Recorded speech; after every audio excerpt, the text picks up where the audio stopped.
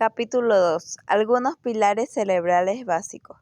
El cerebro humano es un órgano muy especial, no solo por lo que implica su funcionamiento, lo que quiere decir, está encargado de expresar la conducta, el lenguaje, el pensamiento y los sentimientos, sino como órgano mismo en su contexto biológico. El proceso de la evolución biológica ha sido esculpido un cerebro muy diferente al que se puede encontrar en cualquier otro ser vivo, incluidos nuestros más cercanos antecesores vivos, los chimpancés. No solamente en lo que se refiere a su tamaño y su peso, casi 1,5 kilos frente al medio kilo que pesa el del chimpancé, sino a su fina estructura y organización. Es cierto, muchas partes del cerebro humano y el del chimpancé, aun cuando de tamaños diferentes, tienen un diseño muy similar, pero no es menos cierto que otras partes presentadas diseños muy diferentes. En particular, la corteza prefrontal, cuya organización neuronal y nodos de distribución de la información a otras áreas de la corteza son fundamentalmente en la elaboración de los procesos mentales y sobre todo en los que se refiere al pensamiento nacional, simbólico y a la toma de decisiones, valores, normas y ética. El cerebro humano comienza su construcción a los pocos días, 16 tras la fecundación. En el transcurso de su desarrollo intrautero, durante los periodos fetal temprano y fetal tardío y, en particular, en este último hay procesos muy activos de reorganización neuronal de la corteza cerebral. Este desarrollo continúa en la etapa postnatal temprana e infancia con sobreproducción de circuitos neuronales en esta estructura del cerebro. Tras el nacimiento y hasta los 2 años de edad hay un progreso en enriquecimiento del árbol dendrítico y número de sinapsis aumenta. En esta etapa la entrada de información sensorial es muy importante para el progreso postnatal de desarrollo de organización sináptica. Ello ha sido estudiado particularmente en la corteza visual. Este papel de la información sensorial en el desarrollo y maduración de la sinapsis es esencial para entender los efectos generales de una gran cantidad de factores ambientales en el progreso postnatal de la organización de corteza cerebral. La formación a la sinapsis a lo largo del desarrollo difiere apreciablemente entre las diversas regiones del cerebro humano. Sabemos que el número de espinas dendríticas alcanza su pico máximo entre 34 a 36 semanas de gestación, para descender rápidamente tras el nacimiento. Después del nacimiento, a partir de los 2 a 4 meses, y de modo general en la corteza cerebral, hay una sinaptogénesis progresiva y rápida. Esta sinaptogénesis varía según el área cortical de que se trata. Por ejemplo, en la corteza visual, el pico máximo se alcanza a los 8 meses. Después, el sistema se remodela con una pérdida progresiva de sinapsis. Y a los 11 años queda solamente el 60% de ellas. En el caso de la corteza prefrontal, este patrón es diferente. El máximo de riqueza sináptica se adquiere a los 2 años y esta progresión continúa más lentamente hasta los 7. A partir de esa edad, el progreso de neurogénesis remodela con la pérdida de sinapsis, que también alcanza 40%, pero a lo largo de los años y de forma gradual. Por su parte, el sistema límbico, el sistema emocional, termina su maduración sináptica entre los 4 y los 7 años, dependiendo de la estructura de que se trate. El hipocampo, por ejemplo, estructura fundamentalmente para los procesos de memoria. Adquiere ya una arquitectura neuronal que es casi idéntica a la del adulto.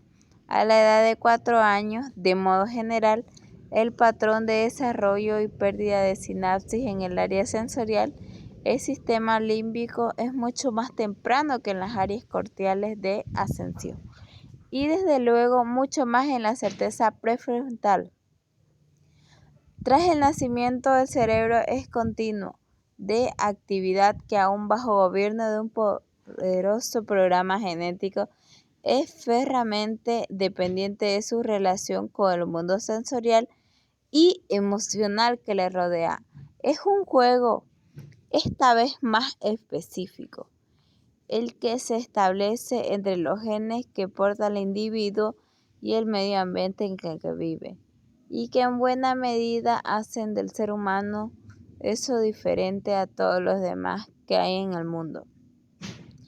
Pero el cerebro en su construcción no es un proceso continuo, homogéneo y sincrónico con sí mismo y tiempo. Ya acabamos del propósito de la sinapsis.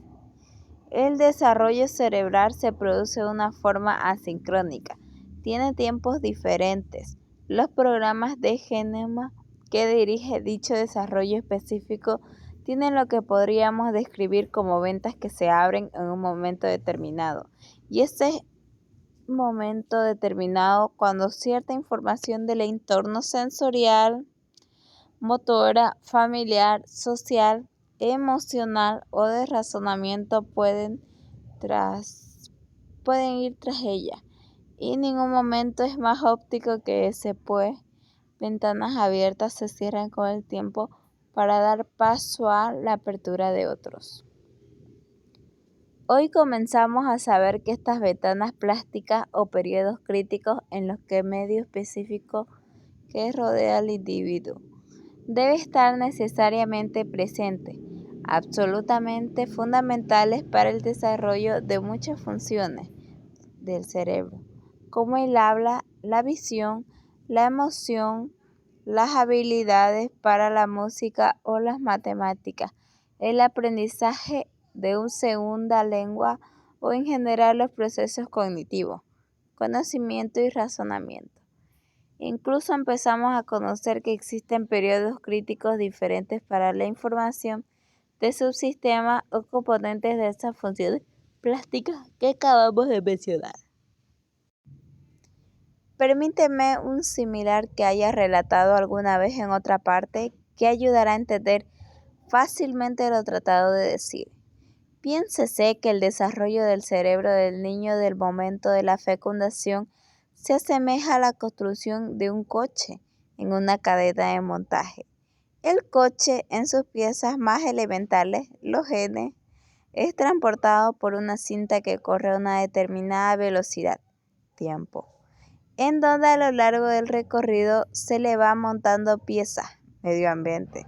El tiempo de este recorrido varía en función de determinadas condiciones, como pueden ser el número de piezas que se requieren montar. En cada periodo del recorrido, a la dificultad de su momento, periodo prenatal, periodo perinatal, primera infancia, infancia media e infancia mayor, pubertad, adolescencia y jóvenes adultos y senescencia. La estructura básica del coche puede ya traer defectos que luego repercutan en su funcionamiento, mutaciones genéticas que predisponen a cierta patología, o pueden que un inicio genético sin ninguna anomalía aparezca un defecto debido a que no se hayan puesto las piezas adecuadas en el momento en el que el coche pasaba por delante. Medio ambiente. El concepto de ventajas plásticas refiere, siguiendo con el mismo símil, a que mientras en el coche corre por la cadena de montaje y llevando programados genéticamente sus propios cambios intrínsetos, se requieren a periodos en los que se ajustan las piezas que vienen en el medio ambiente, es decir, periodos que se abren para ese ajuste de la información, piezas provenientes del medio ambiente, y que se cierran definitivamente pasado ese tiempo crítico. En caso de ventanas plásticas, más claro y definitivo en el mundo biológico es el descrito de Conrad Lorenz en las aves, que se conoce como imprinting. Casi todo el mundo conoce el hecho de que las aves, tras salir del cascarón, siguen el primer objeto que se mueve delante de ellas, y este es generalmente la madre. Puede durar solo unas horas. Pasado ese tiempo se pierden en los niños recién nacidos. Ocurre otro tanto para otras muchas funciones. Por ejemplo, la visión, el periodo de los primeros meses tras el nacimiento es tan crítico que una deprivación de la visión en el niño de tan solo una semana puede tener marcados efectos para su futura visión. Hoy se sabe que en la visión el desarrollo de los diferentes circuitos en la retina, el tálamo y las numerosas áreas corticales que codifican diversos aspectos del mundo visual, como la forma, el color y el movimiento, etc. Se desarrolla con ventanas plásticas que se abren a tiempo diferente con una duración de unos pocos meses. Tal plasticidad alcanza a todos y cada uno de los restos de los sistemas sensoriales, pero también alcanza otras funciones del sistema emocional, como las implica de los mecanismos de la curiosidad, la emoción, la atención, la empatía, la memoria, y que no terminan su maduración antes de los 4 años, lo que tiene implicaciones sobremanera importantes para desarrollar procesos que claramente tienen que ver con los aprendizajes y la memoria. Hay muchas otras ventanas plásticas, entre sobresales de formas especiales la del lenguaje. Parece que el habla no es algo como lo que se nace con el potencial de hablar, pero solo el aprendizaje en un periodo de tiempo determinado logra convertir en el hecho que aquello que únicamente está potenciado. Un niño que no ha oído hablar, que nunca a sus semejantes antes de los 7 años o los 8, jamás podrán hacerlo después, o desde luego lo harán en enormes dificultades y limitaciones. Las ventanas plásticas del lenguaje se cierran alrededor de esa edad. Las ventanas plásticas del lenguaje y de la visión que acabamos de mencionar son completamente complejas en ellas y sus ventanas, por ejemplo. En este caso, el proceso de adquisición de las semánticas, significado de palabras, es diferente en el tiempo a la adquisición de sintaxis, construcción del lenguaje.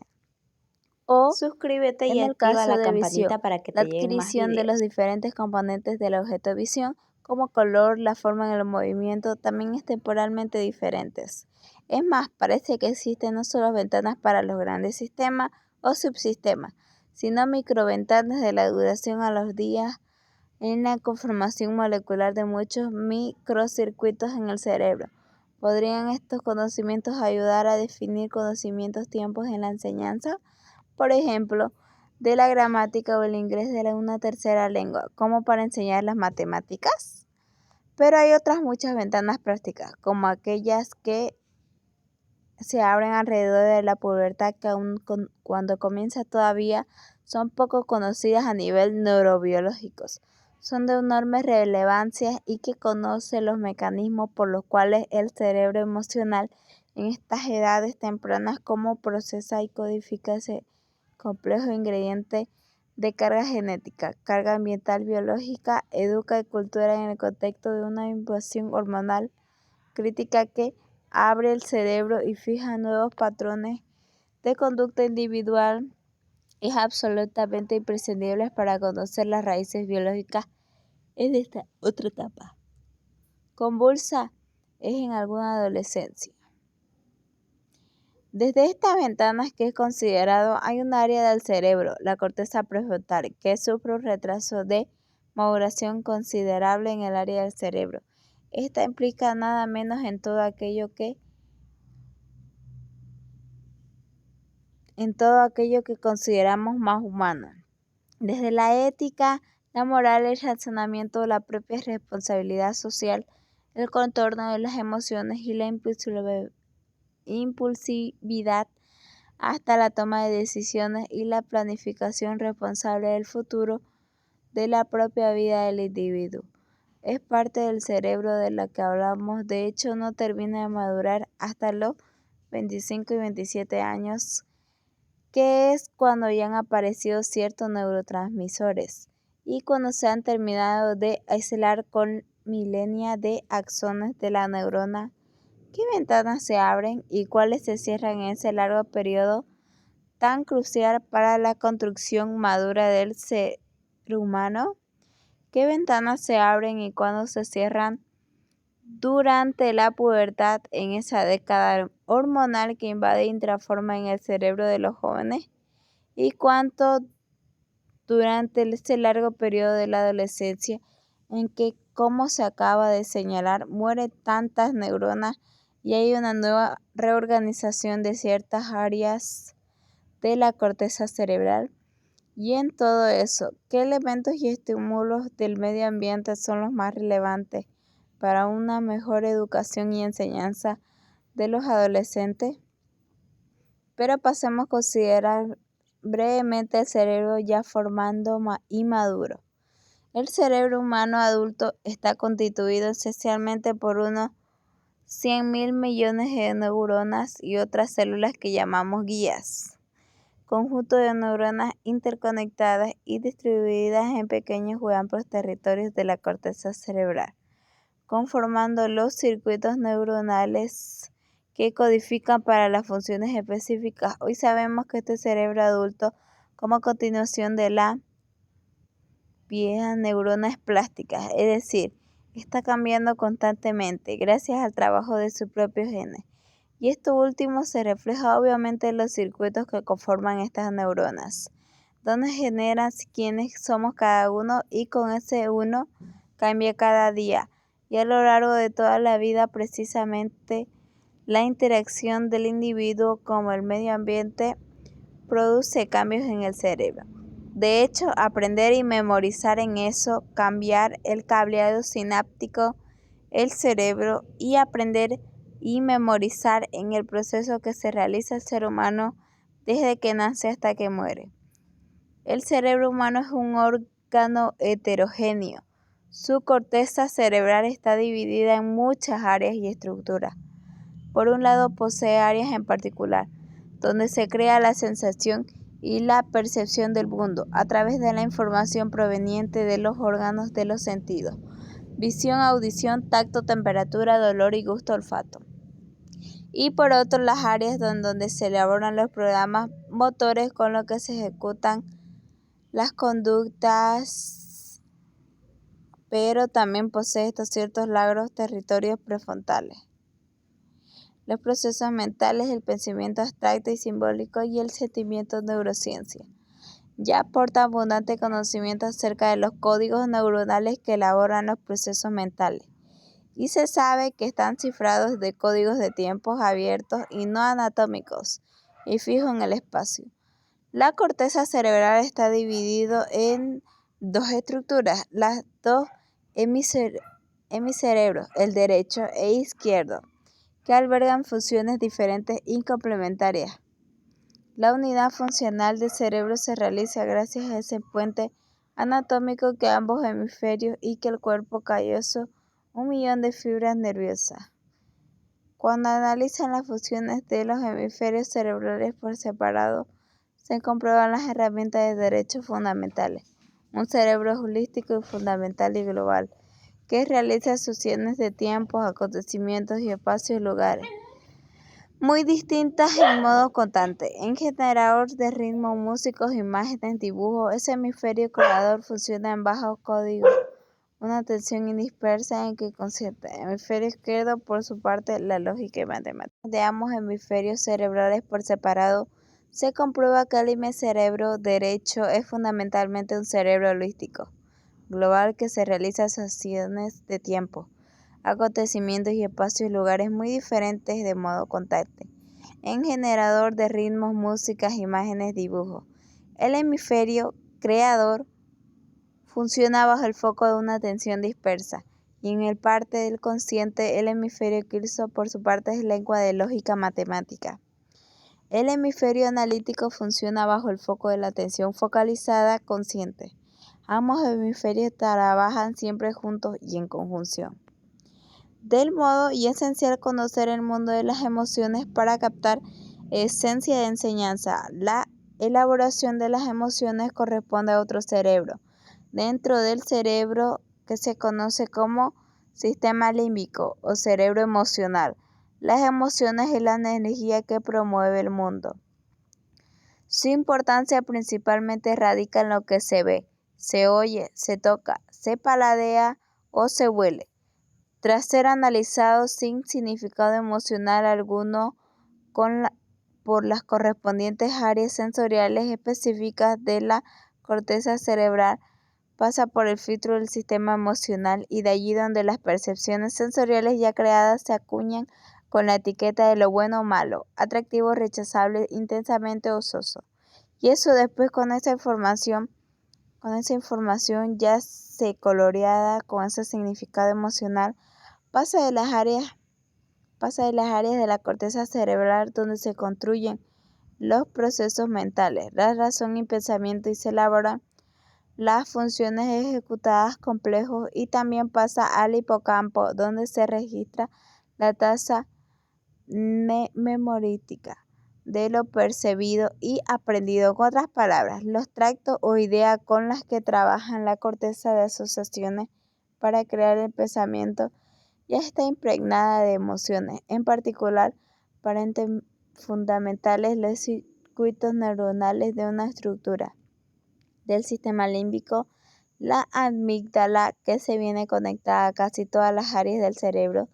Cognición y emoción es pues un bio insoluble que nos lleva a concebir de cierto que no hay ración sin emoción, binomio cardinal para entender la esencia de lo que es enseñar y aprender. Sacaremos ventajas de esos conocimientos básicos en los capítulos que siguen.